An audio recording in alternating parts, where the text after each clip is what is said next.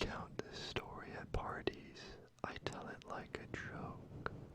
I play up the great cosmic justice of it all, framing the moment my car came to a stop as a kind of cheesy punchline. In reality, the events of that night remain the most harrowing of my entire life. It was 2014 and I was a senior in high school. At the time, I lived in Central Texas, but my brother was in school in Colorado. Since he was graduating soon, I hadn't yet visited. I decided to drive out to him when our spring breaks aligned. The only issue was that I technically wasn't supposed to be driving. Believe it or not, despite being a dumb 18-year-old who liked to drive fast, I'd never had a traffic violation, never even gotten a parking ticket. I did, unfortunately, get caught drinking with my buddies a week prior to the drive. My license was suspended for 30 days, but I didn't let that stop me. I was going to see my brother one way or another, so I left late in the day, chugged Red Bulls to stay alert, and stuck to the back roads as much as possible. It added a few hours to my trip, but it allowed me to avoid state troopers for the most part. By midnight, I felt like I was in the Australian outback. I had taken road trips through my state before, but this particular route was something else. Nothing but scrub brush and signs too weather-beaten to read. I was so busy thinking about how utterly isolated I was that I almost missed the orange traffic cone in the road, placed square atop a yellow center line. I reduced my speed, but I didn't stop. I was confident that there was no work being done on the road. I had checked the maps and there would have been more signage. Since I knew there was no construction in the area, I found the placement of the cone a little odd. Of course, junk on the road isn't such a rarity, but the way it aligned perfectly with the meridian line felt intentional. A few miles later, my drive was again interrupted. My high beams reached far into the desolate night, providing enough visibility for me to see another oddity. There was something else in the road, this time in my lane. I squinted, another traffic cone. It was tall enough, but not quite thin enough. I slowed down a little more. I remember thinking, that can't possibly be a person. I got a little closer. Lo and behold, it was, it was indeed a person. I veered into the other lane, but the person in the road mirrored my car, clearly trying to get me to stop. They threw one of their arms out as if welcoming the cold metal embrace of my front bumper. I slammed on the brakes abruptly enough to give myself whiplash. Confusion and anger rose up in me as I turned my headlights down and got a better look at the person in front of me.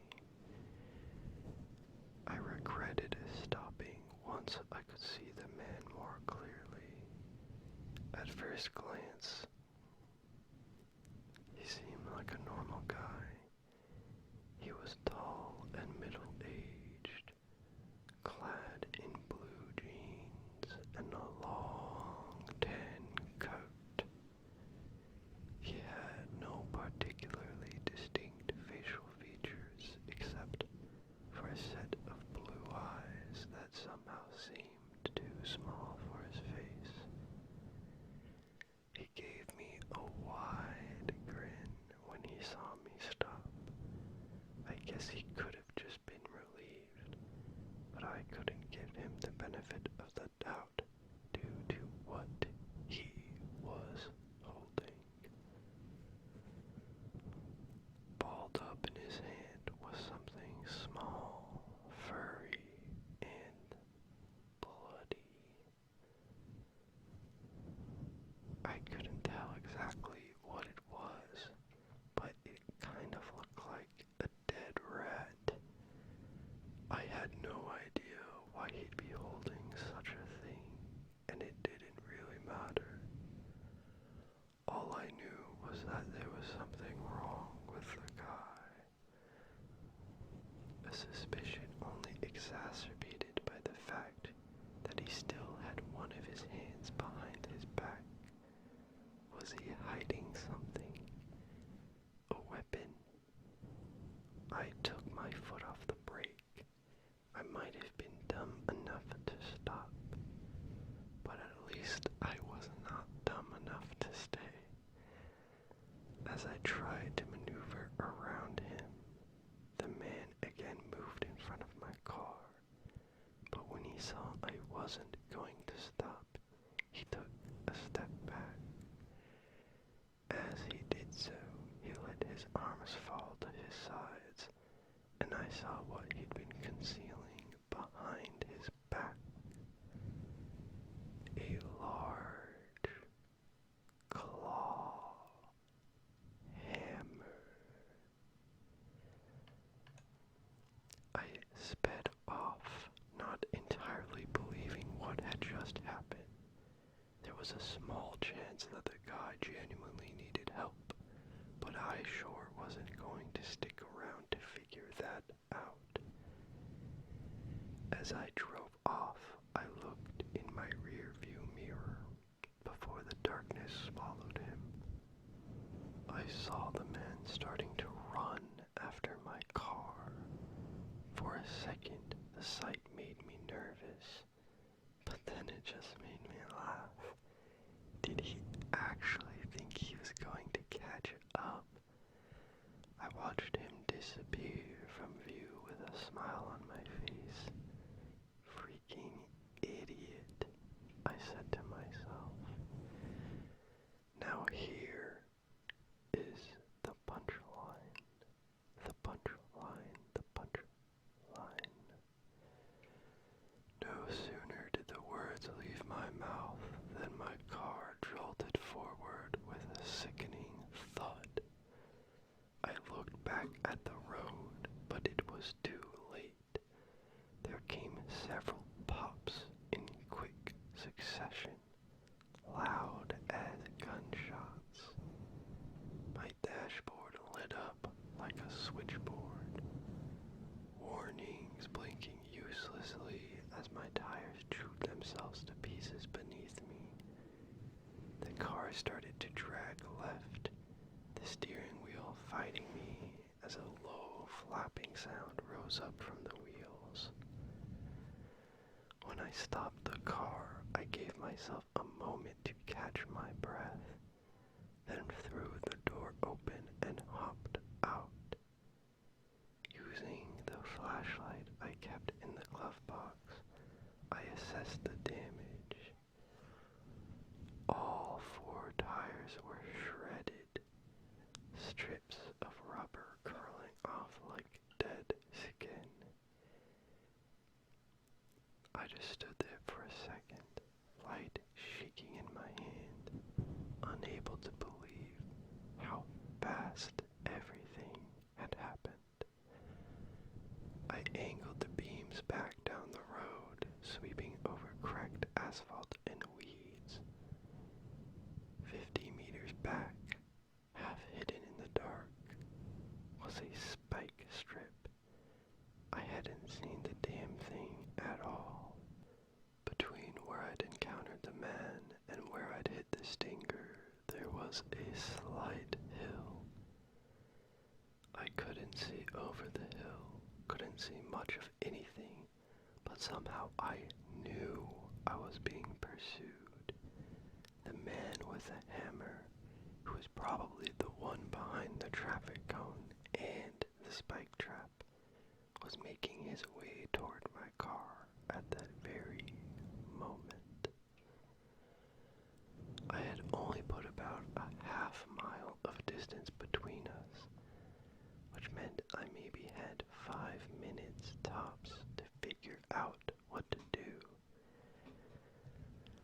I checked my phone, and as luck would have it, I had no reception. No reception. My first thought was to get back in the car and lock the doors. But what good would that do me against a hammer-wielding maniac? I could run out into the fields on either side of the road, but there was really nowhere to hide out there, and I was loath to isolate myself even further from help. My plan, if it could even be called that, was to run.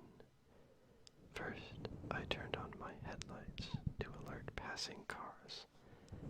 Then I grabbed my phone, wallet, keys, and flashlight out of the car and mentally prepared for a very, very long jog. Thankfully, I was a cross-country runner in high school, and I had good endurance. While I knew I couldn't run all the way to the next town, I knew that another car had to show up eventually. I'd flag them down and ask for help, or at least I'd probably stumble into an area with reception and call the police. I shut and locked my poor crippled car, then took a glance behind me. He was cresting the hill less than a quarter-mile out. Something about the bend in the road, coupled with the low lighting, made his long, looping stride seem unnatural. He seemed like he was floating.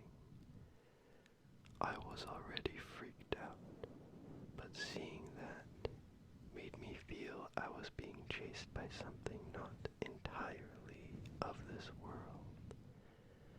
I turned and ran. I fought the urge to sprint, knowing I couldn't afford to wear myself out right away. Once a minute, I glanced behind me. My flashlight beam wasn't powerful enough to reach him, but I could still see the faint silhouette of the man against the cloudless, starry sky. He was small on the horizon, but he was there nonetheless, and worse, he was gaining on me. 5 minutes turned to 10, and I couldn't believe that he hadn't given up already. I told myself he couldn't keep up the pace, and yet every time I turned around, he was a little closer than before. At some point, I tried shouting out, tried asking what he wanted, but of course, there was no answer. Soon, I was wiping sweat from the brow and thanking God that I'd been wearing athletic shoes on my drive. As I looked over my shoulder for a routine check-in, I saw the shimmer of headlights. There was a pickup truck ambling toward me. I bolted straight into the middle of the road, waving my arms around and shouting for help. For a second,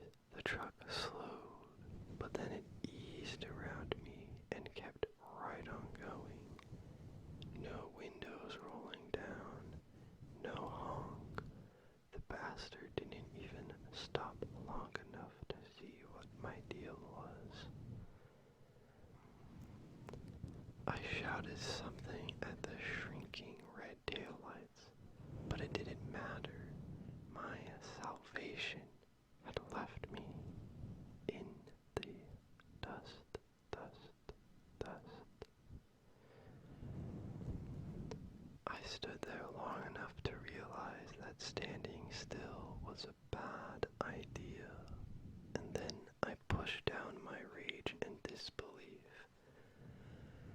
I looked behind me once again, and strangely this time, I didn't see anyone. Maybe my pursuer had fallen behind, or maybe he had given up entirely. Or hell, maybe I'd hallucinated the entire thing and abandoned my car in the middle of nowhere for no reason.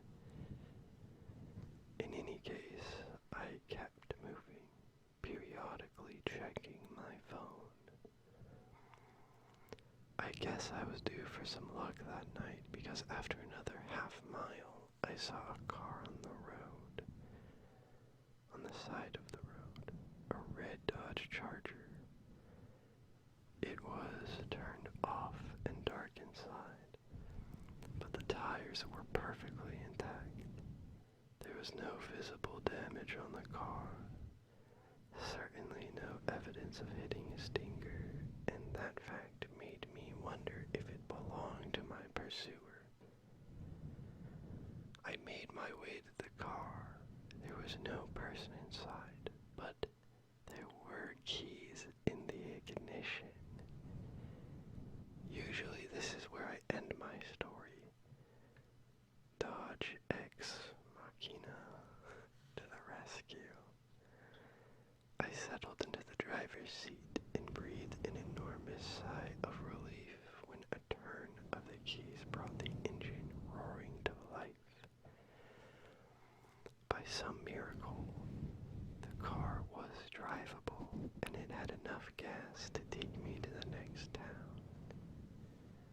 Finally, confident that I would survive the ordeal, I looked out the passenger side window and saw something that made my heart stop. Yards away from my car, and rapidly closing the distance, was the man. He hadn't given up at all. He'd merely started running in an arc through the fields, avoiding the road that I watched so diligently. He had banked on me losing sight of him so he could catch me off guard, and it had almost worked. By the time I slammed my foot on the gas, he practically had his fingers on the handle. I got one last glimpse of him in the side mirror as the Charger tore off. A pale, grinning blur closing in faster than should have been possible. After that, I drove the car straight to the police station in the next town. At dawn, when they took me back to recover my own vehicle, every single window had been shattered. Not simply cracked, but obliterated. Nothing had been stolen from my car, which somehow made everything worse. As far as I know, they never found the man with the hammer. Here's the part I generally omit from my little story. When I, exhausted and nearing my limit, finally made it to the Charger, the driver's side door was open. I clicked on my flashlight and swept the beam across the interior. The cabin was a wreck. Blood was smeared over the wheel, gear shift, and driver's seat, like some injured creature had been thrashing around. The windshield was cracked from the inside. From the open door trailed a dark streak through the gravel and weeds, a crushed path mottled with red, where something heavy had been dragged. I let my beam follow the indentation until it got caught on something still and misshapen. There was a man lying there on his back. Some poor man who most likely had offered a ride to the downtrodden traveler. His mouth hung open as if he died while trying to speak. had been bashed in.